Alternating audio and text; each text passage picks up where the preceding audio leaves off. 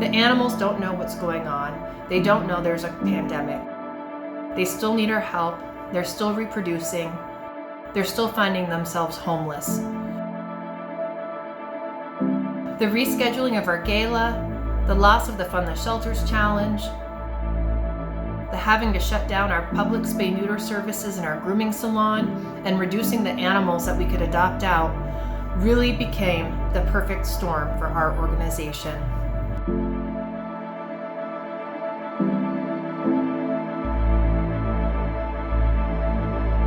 In the shelter itself, we have been able to keep our staff employed, although everybody does have reduced hours, just because we can't stay open for as long, and we have had to take in fewer animals in order to, keep things going as best we can, for sure. We definitely use your help right now, especially with the virus going on, and it has affected our day-to-day operations. We are not able to have volunteers help us right now, just for everybody's safety. We had to reduce intakes and move to an adoption system by appointment only, which has definitely reduced our income in those areas. One of the first hard decisions we had to make was to furlough a lot of our staff team. Our staff is very much a family, and it's not easy to tell your family that all of a sudden they've lost a big source of their income. COVID-19 has also had a huge impact on our operations. There was a mandate about not performing non-essential surgeries, which included spay-neuter.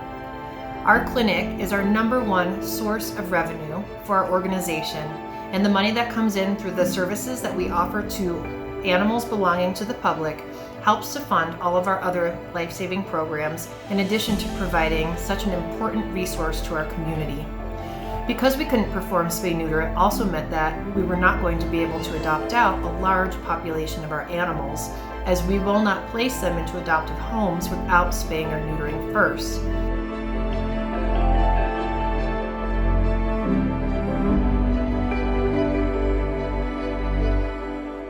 The COVID-19 pandemic has had a big impact on our fundraising. Our gala is our #1 fundraising event, and we expected it to net $150,000, which would help us get through our most challenging months when puppies and kittens arrive at our shelter in even higher numbers. We've had a huge increase in the number of active foster homes. I think we're at 600 people that have been approved to foster for our organization at this point, which is truly amazing.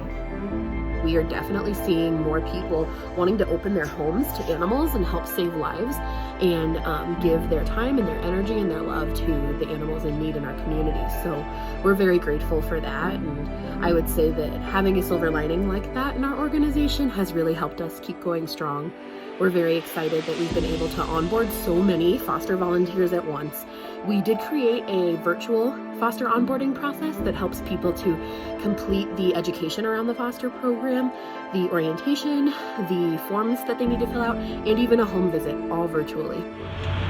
People need to feed their pets, and a lot of people are out of work right now and can't afford to feed those pets. So instead of getting them, taking them over to the shelter, or bringing them to us, we're able to provide them with food so that they can keep their pets and have that comfort during this time.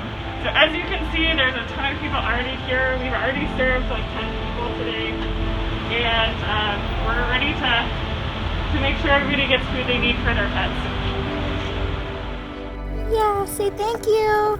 Thank you for everything, guys. I'm super excited and I'm ready to be adopted. Yeah. Oh my goodness, yeah. Miss Sterling is super sweet and one of my favorite dogs on site right now. So we will be super excited when our volunteers can come back on fully so they can meet some of our new dogs. But until then, we'll keep doing what we're doing, and thank you guys so much for continuing to support us.